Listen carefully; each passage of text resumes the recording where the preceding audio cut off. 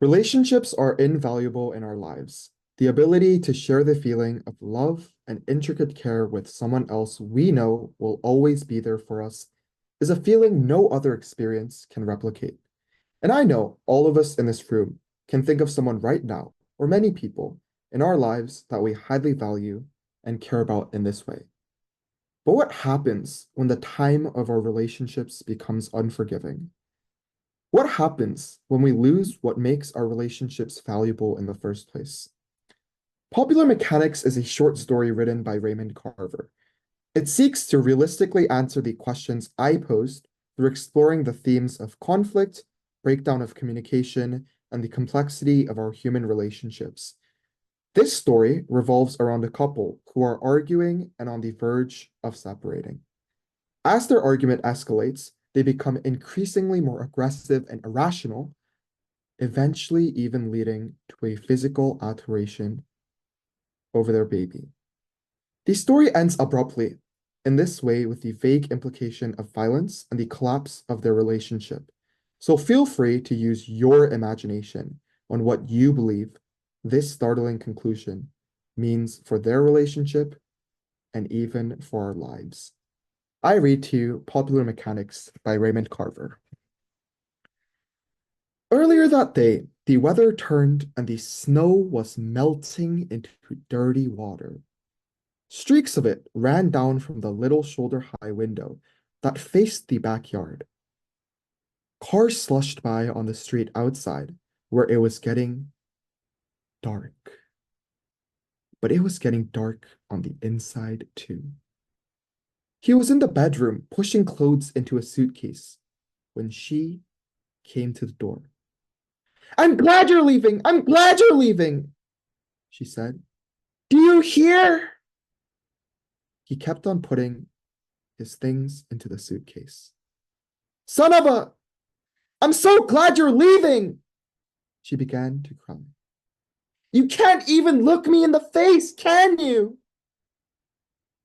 Then she noticed the baby's picture on the bed and picked it up. He looked at her and she wiped her eyes and stared at him before turning and going back into the living room. "Bring that back," he said. "Just get your things and get out," she said. He did not answer. He fastened the suitcase, put on his coat, looked around the bedroom before turning off the light. Then he went out to the living room. She stood in the doorway of the little kitchen, holding the baby. "I want the baby," he said. "Are you crazy?" "No, but I want the baby. I'll get someone to come by for his things." "You're not touching this baby," she said. The baby had begun to cry, and she uncovered the blanket from around his head. "Oh, oh," she said, looking at the baby.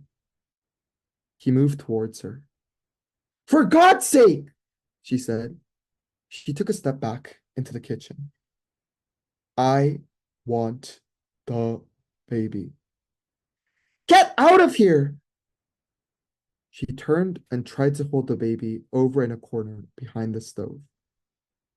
But he came up. He reached across the stove and tightened his hands on the baby.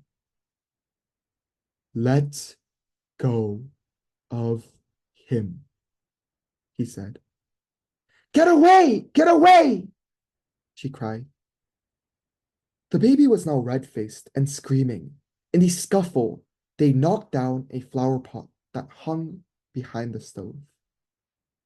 He crowded her into the wall, then trying to break her grip. He held onto the baby and pushed with all his weight. "Let go of him," he said. "Don't," she said.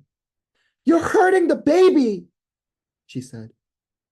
"I'm not hurting the baby," he said. The kitchen window gave no light. In the near dark, he works on her fisted fingers with one hand, and with the other hand, he gripped the screaming baby up under an arm near the shoulder. She felt her fingers being forced open. She felt the baby going from her. No! She screamed, just as her hands came loose. She would have it, this baby. She grabbed for the baby's other arm. She caught the baby around the wrist and leaned back. But he would not let go. He felt the baby slipping out of his hands, and he pulled back very hard. In this manner, the issue was decided. Thank you for listening.